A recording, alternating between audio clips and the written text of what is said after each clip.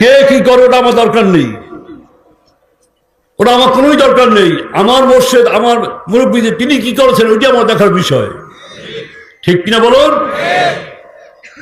আপনারা সেদিক খেয়াল করে এই মোনাজাত বলেন, আগে কিছু কথা হয়েছে এখানে বলা হয়েছে, এগুলো কথা হলেই আমার মুরব্বীর উপর নির্ভর করে সে কি বলে ওইটার কথা। কেননা ফেতনার জমানা বিভিন্ন কথা আমাদের কানে আসে, পথ ভ্রষ্ট হওয়ার পালা অবস্থা শুরু হয়েছে, টানা হেস্তা চলছে। ফেতনা জমানা ইমানটা কত কষ্টকর হবে, জ্বলন্ত কয়লা হাতে বেরোতে কষ্ট, তার চেয়েও বেশি কষ্ট হবে ইমানকে রাখা।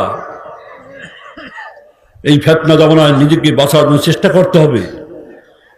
শুধু দৌড়লেই হবে না, চাকচিকে দৌড় দিও না, বুঝে দৌড় দাও, বুঝে দৌড়াও, কাজে আসবে। অনেক চাকচিক কথা আসবে, অনেক যুক্তি তর্ক আসবে। ইবলিশ হয়তো যুক্তি কম জানতো না, মালাকুল ছিল, ফেরেশতাদের ওস্তাদ ছিল, তার এলম কম ছিল না, কিন্তু বেয়াদবির কারণে অভিশপ্ত মালুম হয়েছে। সেটি খেয়াল রাখতে হবে, এলম থাকলেই হবে না।